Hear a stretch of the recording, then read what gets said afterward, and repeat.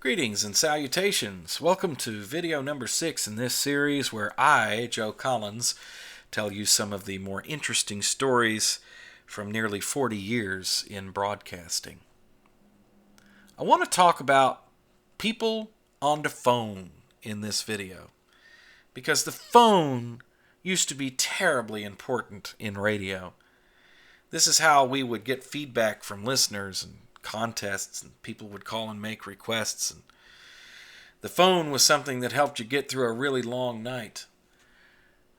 It's amazing to me how much the world has actually changed in the last 30 or 40 years.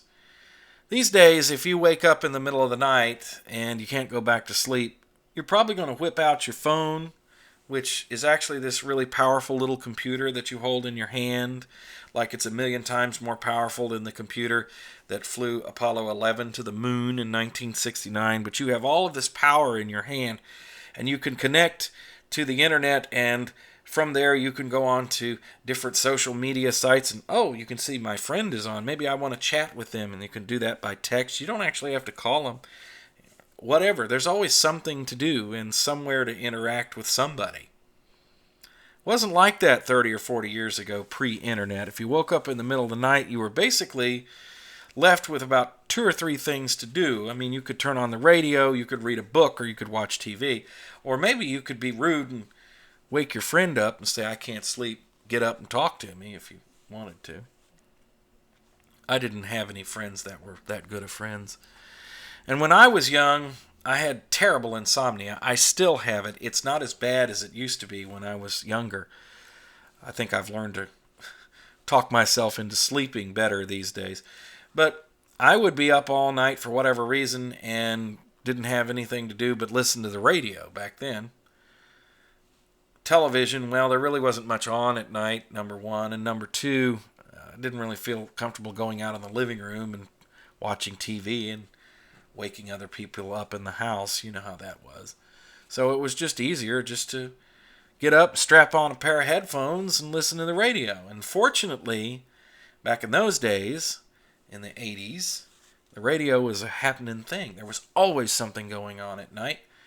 There were big AM stations that were skipping in. You could hear all kinds of music and talk shows from all over the country.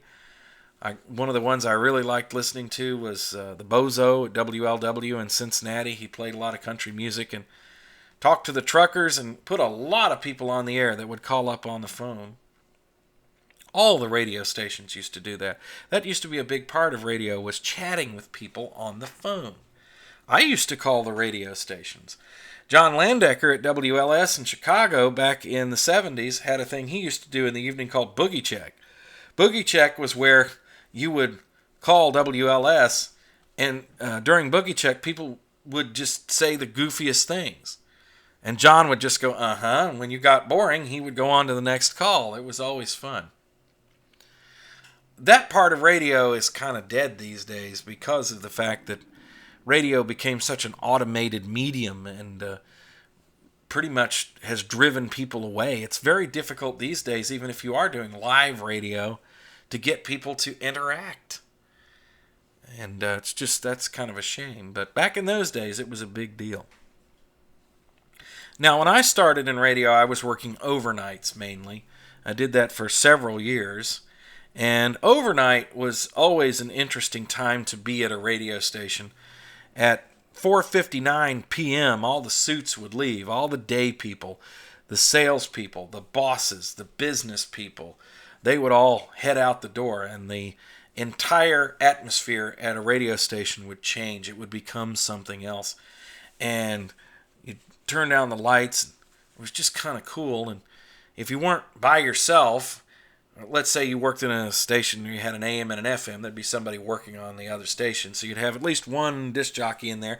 Maybe another one would be back in the production room doing some commercials or doing something like that. And you might have an engineer running around fixing something, but a lot of times you were alone. And so people calling you up on the phone, that could get you through a long night. You probably would say, well, weren't you doing a radio show? How could you talk to people? Well, it's a job. It's just like anything else. You get good at it, and you can multitask. And quite frankly, overnight radio in the wee small hours can get boring if you don't have people to interact with. Now, we were always told that we should record all the phone calls because you never know when somebody might call with something really interesting to say that you might want to put on the air. And one night when I was working at WLTY, the phone rang. I was playing a song on the air called Angel of the Morning. You might remember that Merrily Rush had a hit with that in the mid-'60s with a band called the Turnabouts. They were from the Seattle area long before grunge, and then later on Juice Newton had a big hit with that song in the 80s as well. But this time around it was Merrily Rush, and she called me up while that song was playing to thank me for playing her song. She said she was on vacation in Virginia Beach and happened to be listening to our station. And so I ended up recording that phone call and putting it on the air. Now, the truth of the matter is, I don't know whether it was Merrily Rush at all. It could have been somebody just playing. But it sounded good on the air, so we let it go out anyway, you know. Used to get phone calls like that all the time. You never knew who was listening. This didn't happen to me, but it happened to the overnight guy who was full-time at WLTY. I used to do weekends and fill-ins, and this guy did Monday through Friday overnight. And he was on one Friday night. When I say Friday, that's Friday early in the morning. Not Friday night, but Friday overnight, wee small hours. Well, he got a phone call from a guy who claimed to be a producer at ABC Watermark, which was the company that distributed American Top 40 with Casey Kasem, which was, one of the biggest radio shows ever. And the guy said he really liked his voice, and he wanted him to audition. Apparently, Casey was getting ready to leave, and they were looking for choices that they could go to do the new, could keep doing the show, I guess. So Jeff's kind of like, yeah, right, sure, sure, you're really... No, the guy said, really, I am. He says, okay, well, what do you want me to do? He says, well, I will send you a script, and I want you to read it and send me back the tape. So Jeff gave him the address to the radio station, and about 5 days later, he gets this big envelope in the mail, and sure enough, it's a copy of a script for the American Top 40 radio show. So Jeff went in and read it and put it on tape and sent it back to this guy, and they liked it. They liked it well enough that they sent him a plane ticket, and he got to fly out to L.A. and go talk to them. And they put him up for a couple days there. Well, he didn't get the job, but you would go just for the experience, right? To get to talk to the guys, the ABC Watermark and everything. So yeah, that really happened. Somebody just called him out of the blue. Later on, when I was working at WLTY, this actually happened during the day. I had a lady call me. This was a Saturday afternoon, and this was the early 90s on the East Coast. And there was a thing that was going on at that time called beach music. Now, if you are not from the Southeast United States, you probably immediately think of like the Beach Boys and California surf music when I say beach music. That ain't it. This is something completely different. Beach music is like R&B with a certain beat, and you do this kind of dance to it called a shag. So you're shagging to beach music. Well, I get this phone call, and fortunately I hit record, because you never know. And it was a lady on the other end, and she said, "Hi, I'm from New Zealand, and I just had to say," I can't do her accent, "that I find it so interesting that you have all of these people running around named Randy, and you guys do a dance called the shag." And I said, "Well, why is that?" She said, "Well, where I come from, when you get Randy, you look for somebody to shag with." So that was a big laugh, and I put that on the air. Now, you would get people that would call up and flirt with you on the phone. That was part of the fun, too, was flirting with the girls. And a wise radio personality would not carry it too much further than some friendly little good-natured flirting. It was never a good idea to actually meet these people off the air because you never knew what you were going to get. And there were stories that went around about crazy groupie type people that disc jockeys got entangled with and they wouldn't leave them alone. There's some weirdos out there. When I was working at B99.9, they asked me, this was in 94, when, if you heard the previous video about fun radio obituaries, you know that I was working in the mornings on the AM. Well, they transferred me full-time over to the FM to do the evening show because they found out that I had done that sort of thing before. And they wanted me to do requests and dedications. I said, okay, that's fine. One of the first people that called me up when I started that show was a girl named Darla. And Darla talked about her girlfriend, Wanda. Darla and Wanda. And she was a little flirty. She had this really strong Southwest Virginia brogue accent. Hi, how you doing? This is Darla. This is my friend Wanda over here. And we'd like if you'd play us a song. We'd like to hear whatever. That's kind of how it went. Well, I ended up talking to Darla, and every now and again I'd get to talk to Wanda, but not very often. I talked to these people for about 2.5 years.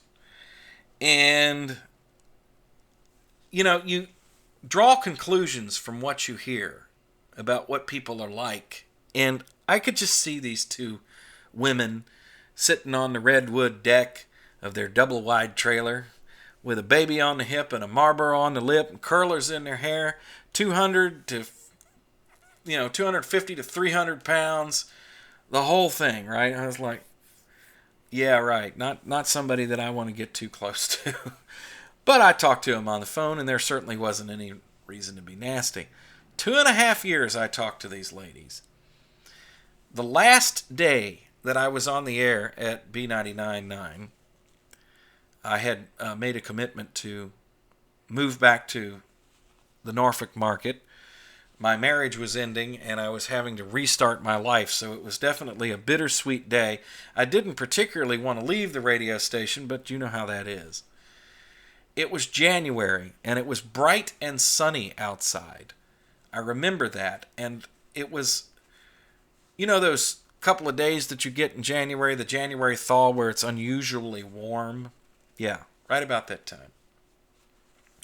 The doorbell rings at the radio station. Now, that was not an unusual thing to have happen because we had people that would come by and pick up tickets that they'd won or gift certificates or things like that on the weekend. So I went and answered the door, and as I'm walking up to the door, it's a big glass door. You can see right through it. And there are these two very nice-looking ladies standing outside the door. There's a brunette in front, and behind her was a blonde. Absolutely gorgeous. I opened up the door and I said, "Hello, ladies. How can I help you?"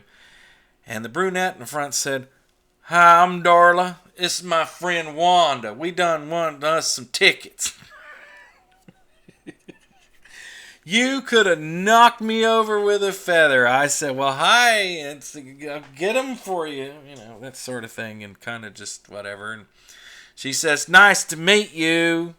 And I said, "Well, this is my last day, lady." "Oh, don't leave us." It was kind of an interesting scene there, but I couldn't believe it. I shook their hands, and then I shut the door and walked away shaking my head. You can't always judge a book by the way it sounds, I guess. Speaking of crazy groupie people that call on the phone, every now and again you would get one that would go overboard. They would be in love with you. Of course, they have no idea who you are. But in most of those cases, it wasn't just you. If they were saying that to you, they were calling somebody else at the radio station. And that happened on more than one occasion. And the craziest story like that I can tell you is, and this is absolutely true, and I'm not going to tell you any names to protect the guilty and the innocent. We'll just call this person Jill, and that is not her name. When I was working at B99.9, There was a lady that used to call up, and she was aggressively flirty. She wanted to talk. She wanted to, whatever. And of course, being nice, but being firm, I would get off the phone. But I wasn't nasty to her ever. I was just, hey, I got to go. That's it. Goodbye. And this was one of those situations where she wasn't doing it just to me, but she was also doing it to other people at the radio station. So it was something that we would talk about. Did you get a phone call from this crazy girl? Oh, yeah, I could go back and forth. Did Jill call you today? Yes, she did. That sort of thing. Well, years later, I'm working at another radio station in the Norfolk market. Phone rings. This time I'm working during the day. This is after I had become a suit. I was working during the day on the radio. And guess who was on the other end of the phone? Jill. And she says, well, it's nice to hear you. I moved down here now. I live here. I'm like, oh my goodness. She called me about 3 times after that, and then she stopped calling me. And I kind of wondered if she had picked up on calling somebody else at this radio station, but I didn't hear. And I ended up leaving the station, and the general manager at that station broke up with his girlfriend. Now, I knew this because he told me. And I knew them quite well, and I was kind of sad to hear that, but to be honest, I kind of saw it coming because they were like oil and water. They really didn't mix. And then I hear later on that this person, general manager, had hooked up with none other than Jill. So we know now who Jill was talking to at the radio station when she stopped talking to me. And apparently that led to them living together. Jill moved in with him. And the last I heard about it is that he came home from work one day to find Jill out front working in the flower beds naked. I don't know what happened after that. I'm assuming that they're not together anymore, but I could be wrong, and if they are, I hope they're quite happy. But apparently the crazy alarm didn't go off for him like it did for me, so thank you, Lord. That's going to do it for this video, gang. Thank you for watching, or actually listening. There wasn't anything on the screen for this one. We'll do it again soon. Comments, suggestions, remarks, whatever, always welcome.